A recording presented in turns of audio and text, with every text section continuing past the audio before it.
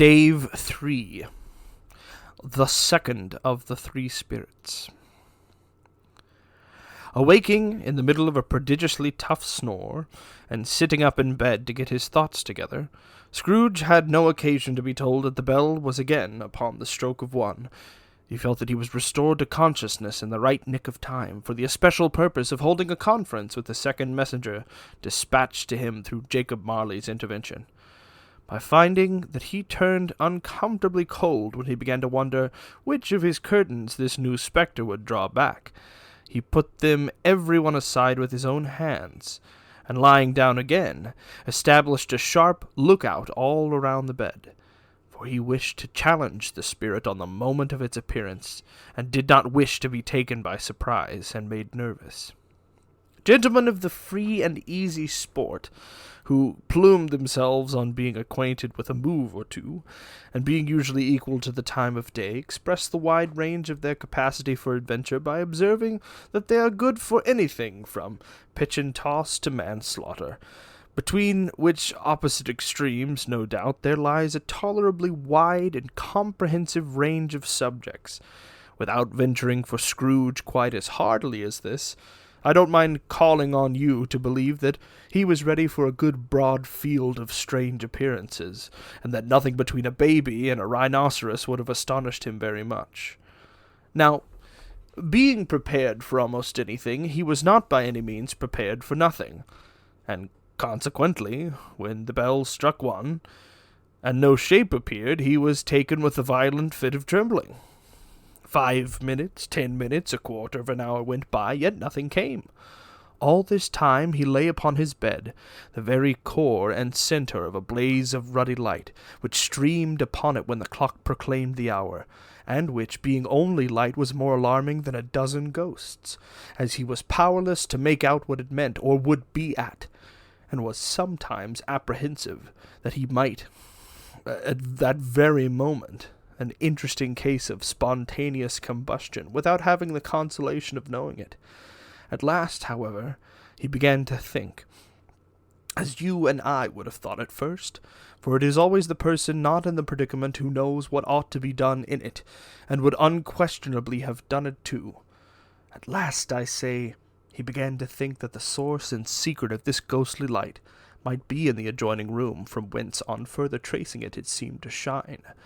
This idea taking full possession of his mind, he got up softly and shuffled in his slippers to the door. The moment Scrooge's hand was on the lock, a strange voice called him by his name and bade him enter. He obeyed. It was his own room, there was no doubt about that, but it had undergone a surprising transformation. The walls and ceiling were so hung with living green that it looked a perfect grove, from every part of which bright gleaming berries glistened. The crisp leaves of holly, mistletoe, and ivy reflected back the light, as if so many little mirrors had been scattered there, and such a mighty blaze went roaring up the chimney, as that dull petrification of a hearth had never known in Scrooge's time, or Marley's, or for many and many a winter season gone. Heaped up on the floor to form a kind of throne, were turkeys, geese, game, poultry, brawn, great joints of meat, sucking pigs, long wreaths of sausages, mince pies, plum puddings, barrels of oysters, red-hot chestnuts, cherry-cheeked apples, juicy oranges, luscious pears, immense twelfth cakes, and seething bowls of punch that made the chamber dim with their delicious steam. In easy state upon this couch there sat a jolly giant, glorious to see, who bore a glowing torch, in shape not unlike Plenty's horn, and held it up, high up, to shed its light on Scrooge, as he came peeping round the door. "Come in," exclaimed the ghost. "Come in and know me better, man." Scrooge entered timidly, and hung his head before this spirit. He was not the dogged Scrooge he had been, and though the spirit's eyes were clear and kind, he did not like to meet them. "I am the ghost of Christmas present," said the spirit. "Look upon me." Scrooge reverently did so. It was clothed in one simple green robe, or mantle, bordered with white fur. This garment hung so loosely on the figure that its capacious breast was bare, as if disdaining to be warded or concealed by any artifice. Its feet, observable beneath the ample folds of the garment, were also bare, and on its head it wore no other covering than a holly wreath, set here and there with shining icicles. Its dark brown curls were long and free as its genial face, its sparkling eye, its open hand, its cheery voice, its unconstrained demeanor, and its joyful air. Girded round its middle was an antique scabbard, but no sword was in it, and the ancient sheath was eaten up with rust. "You have never seen the like of me before," exclaimed the spirit. "Never," Scrooge made answer to it. "Have never walked forth with the younger members of my family, meaning, for I am very young. My elder brother's born in these later years," pursued the phantom. "I don't think I have," said Scrooge. "I am afraid I have not. Have you had many brothers, Spirit?" "More than 1,800, said the ghost.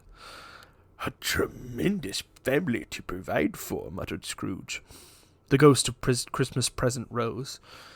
"Spirit," said Scrooge submissively, "conduct me where you will. I went forth last night on compulsion and learnt a lesson which is working now. Tonight, if you have aught to teach me, let me profit by it." "Touch my robe!" Scrooge did as he was told and held it fast. Holly, mistletoe, red berries, ivy, turkeys, geese, game, poultry, brawn, meat, pigs, sausages, oysters, pies, puddings, fruit, and punch all vanished instantly. So did the room, the fire, the ruddy glow, the hour of night, and they stood in the city streets on Christmas morning, where, for the weather was severe, the people made a rough but brisk and not unpleasant kind of music, in scraping the snow from the pavement in front of their dwellings, and from the tops of their houses, whence it was mad delight to the boys to see it plumping down into the road before, and splitting into artificial little snowstorms. The house fronts looked black enough, and the windows blacker, contrasting with the smooth white sheet of snow upon the roofs, and with the dirtier snow upon the ground, which last deposit had been ploughed up in deep furrows by the heavy wheels of carts and wagons. Furrows had crossed and recrossed each other hundreds of times, where the great streets branched off, and made intricate channels, hard to trace in the thick yellow mud and icy water. The sky was gloomy, and the shortest streets were choked up with a dingy mist, half thawed, half frozen, whose heavier particles descended in a shower of sooty atoms, as if all the chimneys in Great Britain had, by one consent, caught fire, and were blazing away to their dear hearts' content. There was nothing very cheerful in the climate or the town, and yet there was an air of cheerfulness abroad that the clearest summer air and brightest summer sun might have endeavored to diffuse in vain. For the people who were shoveling away on the housetops were jovial and full of glee, calling out to one another from the parapets, and now and then exchanging a facetious snowball, better-natured missile far than many a wordy jest, laughing heartily if it went right, and not less heartily if it went wrong. The poulterers' shops were still half open, and the fruiterers were radiant in their glory. There were great, round, pot-bellied baskets of chestnuts, shaped like the waistcoats of jolly old gentlemen, lolling at the doors, and tumbling out into the street in their apoplectic opulence. There were ruddy, brown-faced, broad-girthed Spanish onions, shining in the fatness of their growth like Spanish friars, and winking from their shelves in wanton slyness at the girls as they went by, and glanced demurely at the hung-up mistletoe. There were pears and apples clustered high in blooming pyramids. There were bunches of grapes made in the shopkeeper's benevolence to dangle from conspicuous hooks that people's mouths might water gratis as they passed. There were piles of filberts, mossy and brown, recalling in their fragrance ancient walks among the woods, pleasant shufflings ankle-deep through withered leaves. There were Norfolk biffins, squat and swarthy, setting off the yellow of the oranges and lemons, and in the great compactness of their juicy persons, urgently entreating and beseeching to be carried home in paper bags and eaten after dinner. The very gold and silver fish set forth among these choice fruits in a bowl, though members of a dull and stagnant-blooded race appeared to know that there was something going on, and, to a fish, went gasping round and round their little world in slow and passionless excitement. The grocers, nearly closed, with people perhaps 2 shutters down or 1, but through those gaps such glimpses. It was not alone that the scales descending on the counter made a merry sound, or that twine and roller parted company so briskly, or that the canisters were rattled up and down like juggling tricks, or even that the blended scents of tea and coffee were so grateful to the nose, or even that the raisins were so plentiful and rare, the almonds so extremely white, the sticks of cinnamon so long and straight, the other spices so delicious, the candied fruits so caked and spotted with molten sugar as to make the coldest lookers-on feel faint and subsequently bilious. Nor was it the figs were moist and pulpy, or that the French plums blushed in modest tartness from their highly decorated boxes, or that everything was good to eat and in its Christmas dress.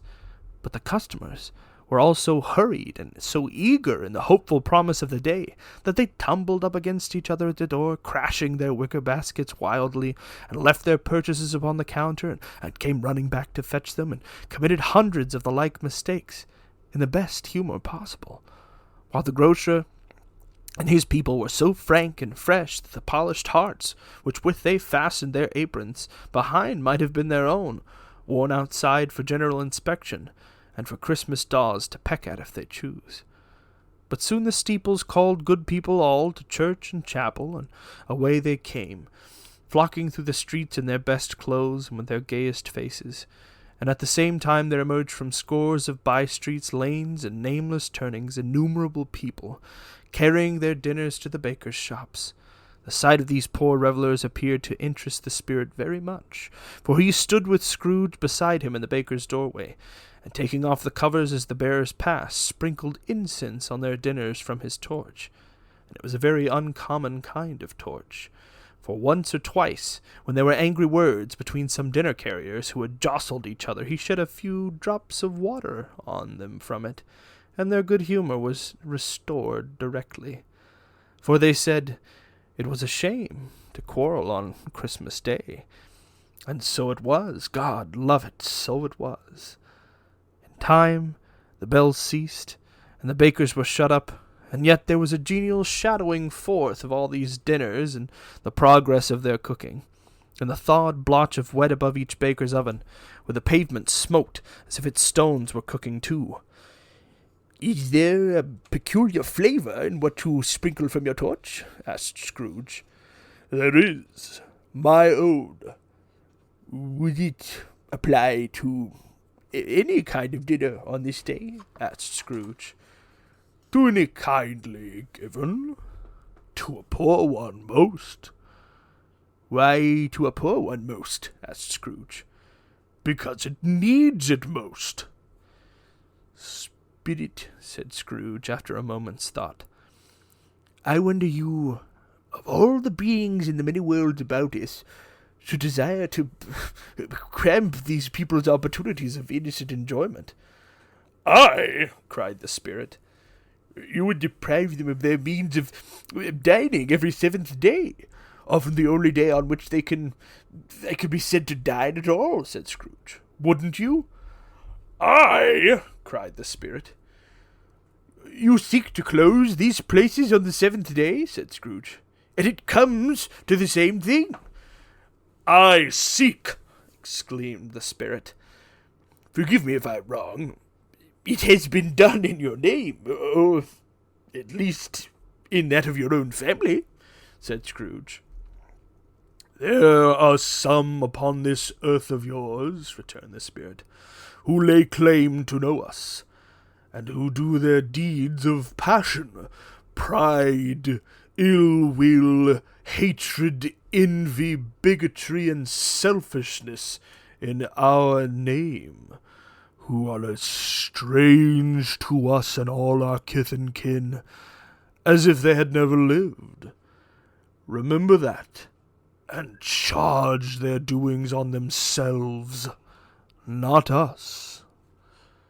Scrooge promised that he would, and they went on invisible, as they had been before, into the suburbs of the town.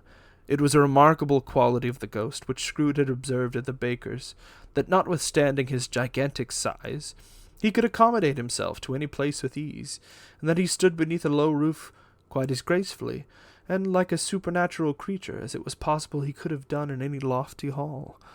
And perhaps it was the good pleasure the good spirit had in showing off this power of his, or else it was his own kind, generous, hearty nature, and his sympathy with all poor men, that led him straight to Scrooge's clerk's.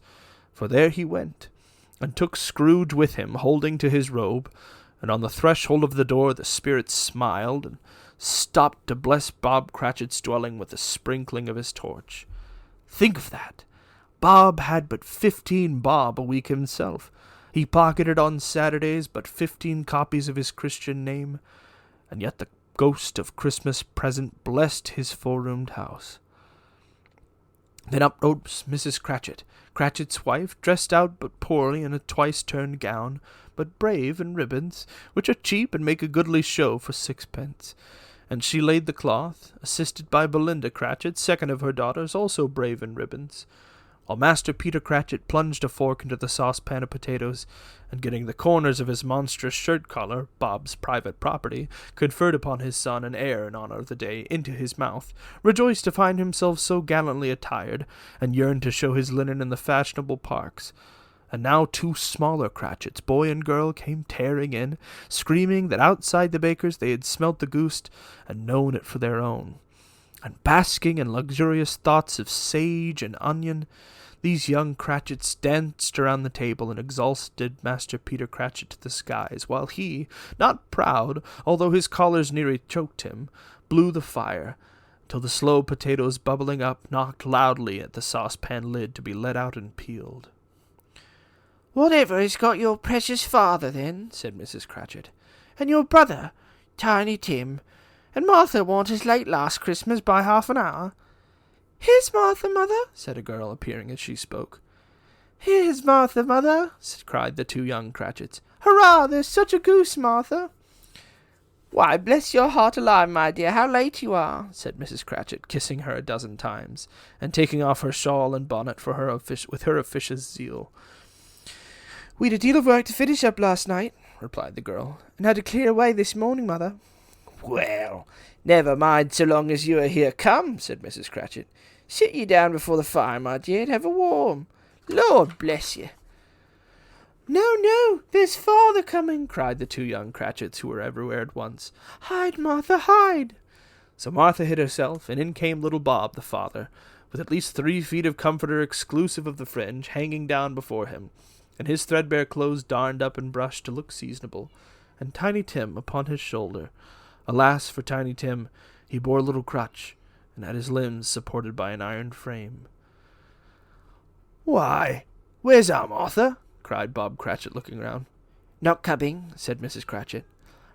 "Not coming?" said Bob, with a sudden declension in his high spirits, for he had been Tim's blood horse all the way from church, and had come home rampant. "Not coming on Christmas Day?" Martha didn't like to see him disappointed, if it were only in joke, so she came out prematurely from behind the closet door and ran into his arms, while the 2 young Cratchit hustled Tiny Tim, and bore him off into the wash-house, that he might hear the pudding singing in the copper. "How did little Tim behave?" asked Mrs. Cratchit, when she had rallied Bob on his credulity, and Bob had hugged his daughter to his heart's content. "As good as gold," said Bob, "and better. Somehow he gets thoughtful, sitting in by himself so much. Thinks the strangest things you ever heard. He told me, coming home, that he hoped the people saw him in the church because he was a cripple, and it might be pleasant to them to remember upon Christmas Day, who made lame beggars walk and blind men see." Bob's voice was tremulous when he told them about this, and trembled more when he said that Tiny Tim was growing strong and hearty. His active little crutch was heard upon the floor, and back came Tiny Tim before another word was spoken, escorted by his brother and sister to his stool before the fire, And while Bob, turning up his cuffs as if, poor fellow, they were capable of being made more shabby, compounded some hot mixture in a jug with gin and lemons, and stirred it round and put it on the hob to simmer. Master Peter and the two ubiquitous young Cratchits went to fetch the goose, with which they soon returned in high procession. Such a bustle ensued that you might have thought a goose the rarest of all birds, a feathered phenomenon to which a black swan was a matter of course, and in truth it was something very like it in that house. Mrs. Cratchit made the gravy ready beforehand in a little saucepan, hissing hot. Master Peter mashed the potatoes with incredible vigor. Miss Belinda sweetened up the apple-sauce. Martha dusted the hot plates. Bob took Tiny Tim beside him in a tiny corner at the table. The two young Cratchits set chairs for everybody, not forgetting themselves, and mounting guard upon their posts, cramming spoons into their mouths, lest they should shriek for goose before their turn came to be helped. At last the dishes were set on, and grace was said. It was succeeded by a breathless pause, as Mrs. Cratchit, looking slowly all along the carving knife, prepared to plunge it into the breast. But when she did, and when the long-expected gush of stuffing issued forth, one murmur of delight arose all round the board, and even Tiny Tim, excited by the two young Cratchits, beat on the table with the handle of his knife, and feebly cried, "Hurrah!" There never was such a goose. Bob said he didn't believe there ever was such a goose cooked. Its tenderness and flavor, size and cheapness were the themes of universal admiration. Eked out by apple-sauce and mashed potatoes, it was a sufficient dinner for the whole family. Indeed, as Mrs. Cratchit said with great delight, surveying one small atom of a bone upon the dish, they hadn't ate it all at last. Yet every one had enough, and the youngest Cratchits in particular were steeped in sage and onion to the eyebrows. But now the plates being changed by Miss Belinda, Mrs. Cratchit left the room alone, too nervous to bear witness, to take the pudding up and bring it in. Suppose it should not be done enough. Suppose it should break in turning out. Suppose somebody should have got over the wall of the backyard and stolen it while they were merry with the goose, a supposition at which the two young Cratchits became livid. All sorts of horrors were supposed. Hallo, a great deal of steam. The pudding was out of the copper. A smell like a washing day. That was the cloth. A smell like an eating house and a pastry cook's next door to each other, with a laundress's next door to that. That was the pudding. In half a minute Mrs. Cratchit entered, flushed, but smiling proudly with the pudding, like a speckled cannonball, so hard and firm, blazing in half a quartern of ignited brandy, and bedight with Christmas holly stuck into the top. Oh, wonderful pudding! Bob Cratchit said, and calmly too, that he'd regarded it as the greatest success achieved by Mrs. Cratchit since their marriage. Mrs. Cratchit said that now the weight was off her mind. She could confess she had had her doubts about the quantity of flour. Everybody had something to say about it, but nobody said or thought it was at all a small pudding for a large family. It would have been flat heresy to do so. Any Cratchit would have blushed to hint at such a thing. At last the dinner was all done, the cloth was cleared, the hearth swept, and the fire made up. The compound of the jug being tasted and considered perfect, apples and oranges were put upon the table, and a shovelful of chestnuts on the fire. Then all the Cratchit family drew round the hearth, in what Bob Cratchit called a circle, meaning half a one, and at Bob Cratchit's elbow stood the family display of glass, 2 tumblers, and a custard cup without a handle. These held the hot stuff from the jug, however, as well as golden goblets would have done, and Bob served it out with beaming looks, while the chestnuts on the fire sputtered and crackled noiselessly. Then Bob proposed, "A Merry Christmas to us all, my dears. God bless us," which all the family re-echoed. "God bless us, every one," said Tiny Tim, the last of all. He sat very close to his father's side upon his little stool. Bob held his withered little hand in his, as if he loved the child and wished to keep him by his side, and dreaded that he might be taken from him. "Spirit," said Scrooge, with an interest he had never felt before, "tell me if Tiny Tim will live." "I see a vacant seat," replied the ghost, "in the poor chimney corner, and a crutch without an owner, carefully preserved. If these shadows remain unaltered by the future, The child will die." "No, no," said Scrooge. "Oh, no, kind spirit, say he will be spared." "If these shadows remain unaltered by the future, none other of my race," returned the ghost, "will find him here. What then? If he be like to die, he had better do it, and increase the surplus population." Scrooge hung his head to hear his own words quoted by the spirit, and was overcome with penitence and grief. "Man," said the ghost, "if man you be in heart, not adamant, forbear that wicked cant until you have discovered what the surplus is, and where it is. Will you decide what men shall live, and what men shall die? It may be that in the sight of heaven you are more worthless and less fit to live than millions like this poor man's child. Oh, God! To hear the insect on the leaf pronouncing on the too much life among his hungry brothers in the dust." Scrooge bent before the ghost's rebuke, and trembling cast his eyes upon the ground. But he raised them speedily on hearing his own name. "Mr. Scrooge," said Bob, "I'll give you Mr. Scrooge, the founder of the feast."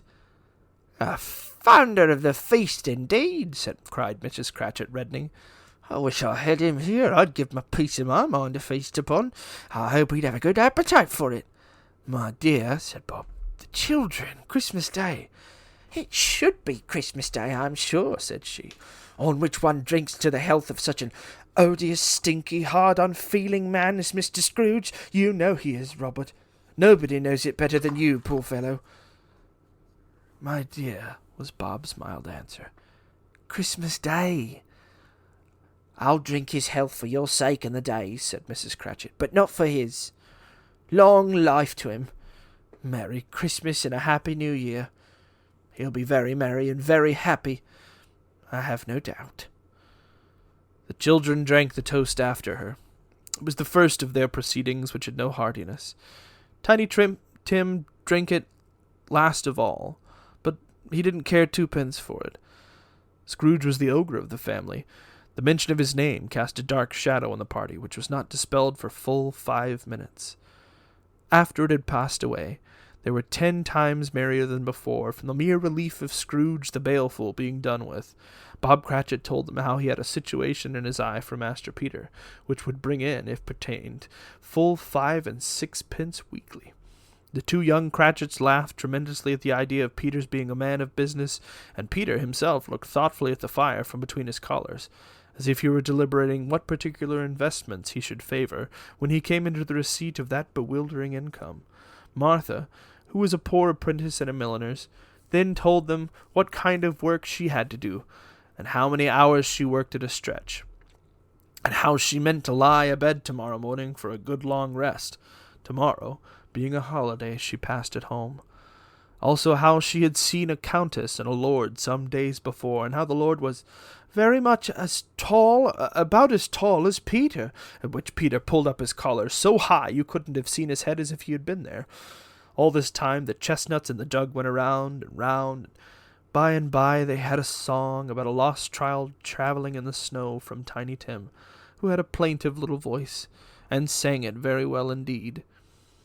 There was nothing of high mark in this. They were not a handsome family. They were not well dressed. Their shoes were far from being waterproof. Their clothes were scanty. And Peter might have known, and very likely did, the inside of a pawnbroker's. But they were happy, grateful, pleased with one another, and contented with the time. And when they faded, and looked happier yet in the bright sprinklings of the spirit's torch at parting, Scrooge had his eye upon them, and especially on Tiny Tim, until the last. By the time it was getting dark and snowing pretty heavily, and as Scrooge and the spirit went along the streets, the brightness of the roaring fires in the kitchens, parlours, and all sorts of rooms was wonderful. Here the flickering of the blaze showed preparations for a cosy dinner, with hot plates baking through and through before the fire, and deep red curtains ready to be drawn to shut out cold and darkness. There all the children of the house were running out into the snow to meet their married sisters, brothers, cousins, uncles, aunts, and be the first to greet them.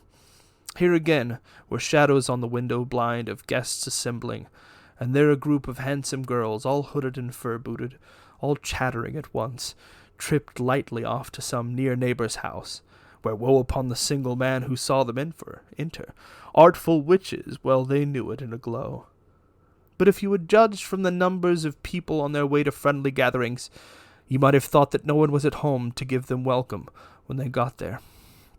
Instead of every house expecting company and piling up his fires half chimney high, blessings on it how the ghost exulted, how it bared its breadth of breast, and opened its capacious palm, and floated on, outpouring with a generous hand its bright and harmless mirth on everything within its reach. The very lamplighter who ran on before, dotting the dusky street with specks of light, and who was dressed to spend the evening somewhere, laughed out loudly as the spirit passed, though the little kenned the lamplighter that he had any company but Christmas. And now, without a word of warning from the ghost, they stood upon a bleak and desert moor, where monstrous masses of rude stone were cast about, as though it were the burial place of giants, and water spread itself wheresoever it listed, or would have done so, but for the frost that held it prisoner, and nothing grew but moss and furze and coarse rank grass.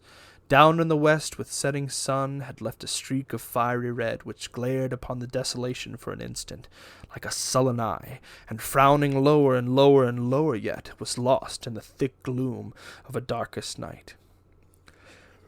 "What place is this?" asked Scrooge. "A place where miners live, whose labor in the bowels of the earth," returned the spirit. "But they know me. See." A light shone from the window of a hut, and swiftly they advanced towards it. Passing through the wall of mud and stone, they found a cheerful company assembled round a glowing fire. An old man and woman, with their children and their children's children, and another generation beyond that, all decked out gaily in their holiday attire. The old man, in a voice that seldom rose above the howling of the wind upon the barren waste, was singing them a Christmas song. It had been a very old song when he was a boy, and from time to time they all joined in the chorus. So surely as they raised their voices, the old man got quite blithe and loud, and so surely as they stopped, his vigor sank again. The spirit did not tarry here, but bade Scrooge hold his robe, and passing on before the moor, sped whither? Not to see. To see, to Scrooge's horror, looking back, he saw the last of the land, a frightened range of rocks behind them, and his ears were deafened by the thundering of water as it rolled and roared and raged among the dreadful caverns it had worn, and fiercely tried to undermine the earth. Built upon a dismal reef of sunken rock, some league or so from shore, on which the waters chafed and dashed the wild year through, there stood a solitary lighthouse. Great heaps of seaweed clung to its base, and storm-birds, born of the wind, one might suppose, as seaweed of the water, rose and fell about it, like the waves they skimmed. But even here, 2 men who watched the light had made a fire, that through the loophole in the thick stone wall shed out a ray of brightness on the awful sea. Joining their horny hands over the rough table at which they sat, they wished each other Merry Christmas in their can of grog. And one of them, the elder too, with his face all damaged and scarred with hard weather, as the figurehead of an old ship might be, struck up a sturdy song that was like a gale in itself. Again the ghost sped on above the black and heaving sea, on, until, being far away, as he told Scrooge, from any shore, they lighted on a ship. They stood beside the helmsman at the wheel, the lookout in the bow, the officers who had the watch, dark ghostly figures in their several stations, but every man among them hummed a Christmas tune, or had a Christmas thought, or spoke below his breath to his companion of some bygone Christmas day with homeward hopes belonging to it. And every man on board, waking or sleeping, good or bad, had had a kinder word for another on that day than any other day in the year, and had shared to some extent in its festivities, and had remembered those he cared for at a distance, and had known that they delighted to remember him. It was a great surprise to Scrooge, while listening to the moaning of the wind and thinking what a solemn thing it was to move on through the lonely darkness over an unknown abyss, whose depths were secrets as profound as death. It was a great surprise to Scrooge, while thus engaged, to hear a hearty laugh. It was a much greater surprise to Scrooge to recognize it as his own nephew's, and to find himself in a bright, dry, gleaming room, with the Spirit standing smiling by his side, and looking at that same nephew with approving affability. "Ha ha ha!" laughed Scrooge's nephew. "Ha ha ha! If you should happen by any unlikely chance to know a man more blessed in a laugh than Scrooge's nephew, all I can say is, I should like to know him too. Introduce him to me, and I'll cultivate his acquaintance. It is a fair, even-handed, noble adjustment of things, that while there is infection and disease and sorrow, there is nothing in the world so irresistibly contagious as laughter and good humor. When Scrooge's nephew laughed in this way, holding his sides, rolling his head, and twisting his face into the most extravagant contortions, Scrooge's niece by marriage laughed as heartily as he, and their assembled friends, being not a bit behindhand, roared out lustily. "Ha! Ha! Ha! Ha! Ha! Ha! Ha! He said that Christmas was a humbug as I live," cried Scrooge's nephew. "He believed it, too." "More shame from him, Fred," said Scrooge's niece indignantly. "Bless those women, they never do anything by halves. They are always in earnest." She was very pretty, exceedingly pretty, with a dimpled, surprised-looking capital face, ripe little mouth that seemed made to be kissed, as no doubt it was, all kinds of good little dots about her chin that melted into one another when she laughed, and the sunniest pair of eyes you ever saw in any little creature's head. Although she was what you would have called provoking, you know, but satisfactory, too. Oh, perfectly satisfactory. "He's a comical old fellow," said Scrooge's nephew. "That's the truth, and not so pleasant as he might be. However, his offences carry their own punishment, and I have nothing to say against him." "Oh, I'm sure he is very rich, Fred," hinted Scrooge's niece. "At least you always tell me so." "What of that, my dear?" said Scrooge's nephew. "His wealth is of no use to him. He don't do any good with it. He don't make himself comfortable with it. He hasn't the satisfaction of thinking that he is ever going to benefit us with it." "I have no patience with him," observed Scrooge's niece. Scrooge's niece's sisters and all the other ladies expressed the same opinion. "Oh, I have," said Scrooge's nephew. "I'm sorry for him. I couldn't be angry with him if I tried. Who suffers by his ill whims? Himself. Always. He takes it into his head to dislike us, and he won't come and dine with us. What's the consequence? He doesn't lose much of a dinner."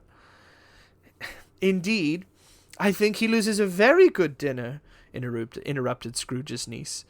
Everybody else said the same, and they must be allowed to have been competent judges, because they had just had dinner, and with the dessert upon the table, were clustered round the fire by lamplight.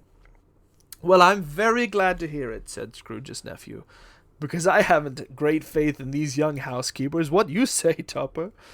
Topper had clearly got his eye upon one of Scrooge's niece's sisters, for he answered that a bachelor was a wretched outcast, who had no right to express an opinion on the subject. Whereat Scrooge's niece's sister, the plump one with a lace tucker, not the one with the roses, blushed. "Do go on, Fred," said Scrooge's niece, clapping her hands. "He never finishes what he begins to say. He's such a ridiculous fellow." Scrooge's nephew revelled in another laugh, and as it was impossible to keep the infection off, though the plump sister tried hard to do it with aromatic vinegar, his example was unanimously followed. "I was only going to say," said Scrooge's nephew, "that the consequence of his taking a dislike to us, and not making merry with us, as I think, that he loses some pleasant moments which could do him no harm. I'm sure he loses pleasanter companions than he can find in his own thoughts. either at his mouldy old office or his dusty chambers. I mean to give him the same chance every year, whether he likes it or not, for I pity him. He may rail at Christmas until he dies, but he can't help thinking better of it. I defy him. If he finds me going there in good temper year after year and saying, Uncle Scrooge, how are you? If it only puts him in the vein to leave his poor clerk £50, that's something. And I think I shook him yesterday. It was their turn to laugh now at the notion of his shaking Scrooge, but being thoroughly good-natured, and not much caring what they laughed at, so that they laughed at any rate, he encouraged them in their merriment, and passed the bottle joyously. After tea, they had some music, for they were a musical family, and knew what they were about. When they sung glee or catch, you can assure you, especially Topper, who could growl away in the bass like a good one, and never swell the large veins in his forehead or get red in the face over it. Scrooge's niece played well upon the harp, and played among other tunes a simple little air, a mere nothing, you might learn to whistle it in 2 minutes, which had been familiar to the child who fetched Scrooge from the boarding-school, as he had been reminded by the ghost of Christmas past. When this strain of music sounded, all the things the ghost had shown him came upon his mind. He softened more and more, and thought that if he could have listened to it often, years ago, he might have cultivated the kindness of life for his own happiness, with his own hands, without resorting to the sexton's spade that buried Jacob Marley. But they didn't devote the whole evening to music. After a while they played at forfeits, for it is good to be children sometimes, and never better than at Christmas, when its mighty founder was a child himself. Stop! There was first a game at blindman's buff, of course there was, and I no more believe Topper was really blind than I believe he had eyes in his boots. My opinion is that it was a done thing between him and Scrooge's nephew, and that the ghost of Christmas present knew it.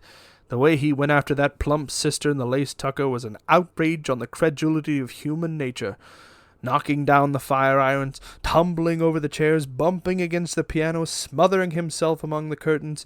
Wherever she went, there went he. He always knew where the plump sister was. He wouldn't catch anybody else. If you had fallen up against him, as some of them did on purpose, he would have made a feint of endeavoring to seize you, which would have been an affront to your understanding, and would have instantly have sidled off in the direction of the plump sister. She often cried out that it wasn't fair, and it really was not. And when at last he caught her, when in spite of all her silken rustlings and her rapid flutterings past him, he got her into a corner whence there was no escape, then his conduct was the most execrable. For his pretending not to know her, his pretending that it was necessary to touch her headdress, and further to assure himself of her identity by pressing a certain ring upon her finger, and a certain chain about her neck, was vile, monstrous. No doubt she told him her opinion of it when, another blind man being in office, they were so very confidential together behind the curtains. Scrooge's niece was not one of the blindman's buff party, but was made comfortable with a large chair and a footstool in a snug corner, where the ghost and Scrooge were close behind her. But she joined in the forfeits, and loved her love to adoration with all the letters of the alphabet. Likewise, at the game of how, when, and where, she was very great, and to the secret joy of Scrooge's nephew, beat her sisters hollow, though they were sharp girls too, as Topper could have told you. There might have been 20 people there, young and old, but they all played, and so did Scrooge, for wholly forgetting in the interest he had in what was going on, that his voice made no sound in their ears. He sometimes came out with his guess quite loud, and very often guessed quite right too. For the sharpest needle best Whitechapel, warranted not to cut in the eye, was not sharper than Scrooge, blunt as he took it in his head to be.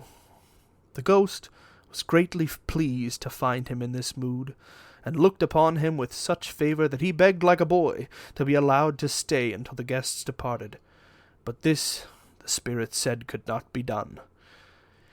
"Here is a new game," said Scrooge. "1 half-hour, spirit. Only one." It was a game called Yes and No, where Scrooge's nephew had to think of something, and the rest must find out what, he only answering to their questions yes or no, as the case was. The brisk fire of questioning to which he was exposed elicited from him that he was thinking of an animal, a live animal, rather a disagreeable animal, a savage animal, An animal that growled and grunted sometimes, and talked sometimes, and lived in London, and walked about the streets, and wasn't made a show of, and wasn't led by anybody, and didn't live in a menagerie, and was never killed in a market, and was not a horse, or an ass, or a cow, or a bull, or a tiger, or a dog, or a pig, or a cat, or a bear. At every fresh question that was put to him, his nephew burst into a fresh roar of laughter, and was so inexpressibly tickled that he was obliged to get up off the sofa and stamp. At last, the plump sister, falling into a similar state, cried out, I have found it! I know what it is, Fred, I know what it is. What is it? Cried Fred. It's your Uncle Scrooge! Which it certainly was. Admiration was the universal sentiment, though some objected that the reply to "Is it a bear?" ought to have been yes, inasmuch as an answer as the negative was sufficient to have diverted their thoughts from Mr. Scrooge, supposing they had ever had any tendency that way. "He has given us plenty of merriment, I am sure," said Fred, "and it would be ungrateful not to drink to his health. Here is a glass of mulled wine to our hand at the moment, and I say, Uncle Scrooge." "Well, Uncle Scrooge," they cried. "Ah, Merry Christmas and a Happy New Year to the old man, whatever he is," said Scrooge's nephew. "He wouldn't take it from me, but may he have it, nevertheless, Uncle Scrooge." Uncle Scrooge had imperceptibly become so gay and light of heart that he would have pledged the unconscious company in return and thanked them in an audible speech if the ghost had given him time. But the whole scene passed off in the breath of the last words spoken by his nephew, and he and the spirit were again upon their travels. Much they saw, and far they went, and many homes they visited, but always with a happy end. The spirits stood beside sick beds, and they were cheerful, on foreign lands, and they were close at home, by struggling men, and they were patient in their great hope, by poverty, and it was rich, in almshouse, hospital, and jail, in misery's every refuge, where vain man in his little brief authority had not made fast the door, and barred the spirit out, he left his blessing, and taught Scrooge his precepts. It was a long night, if it were only a night, but Scrooge had his doubts of this, because the Christmas holidays appeared to be condensed into the space of time they passed together. It was strange, too, that while Scrooge remained unaltered in his outward form, the ghost grew older, clearly older. Scrooge had observed this change, but never spoke of it, until they left a children's Twelfth Night party, when looking at the spirit as they stood together in an open place, he noticed that its hair was grey. Spirit's life so short?" asked Scrooge. "My life upon this globe is very brief," replied the ghost. "It ends tonight." "Tonight?" cried Scrooge. "Tonight at midnight. Hark! The time is drawing near." The chimes were ringing the 11:15 at that moment. "Forgive me if I am not justified in what I ask," said Scrooge, looking intently at the spirit's robe. "But I see something strange and not belonging to yourself protruding from your skirts. Is it a foot or a claw?"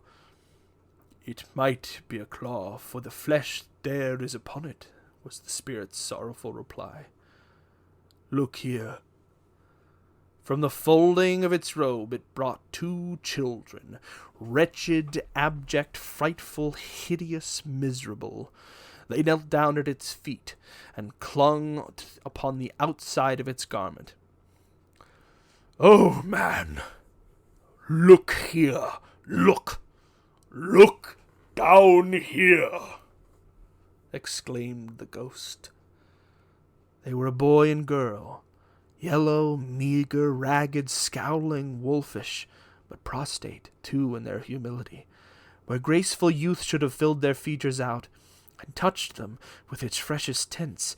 A stale and shriveled hand, like that of age, had pinched and twisted them and pulled them into shreds. Where angels might have sat enthroned, devils lurked and glared out menacingly. No change, no degradation, no perversion of humanity in any grade. Through all the mysteries of wonderful creation has monsters half so horrible and dread. Scrooge started back appalled. Having them shown to him in this way, he tried to say they were fine children, but the words choked themselves rather than be parties to a lie of such enormous magnitude. Spirit, are they yours? Scrooge could say no more.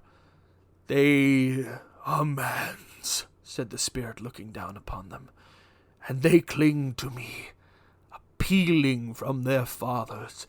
This boy is ignorance. This girl is want. Beware them both, and all of their degree. But most of all beware this boy, for on his brow I see that written is doom, unless the writing be erased.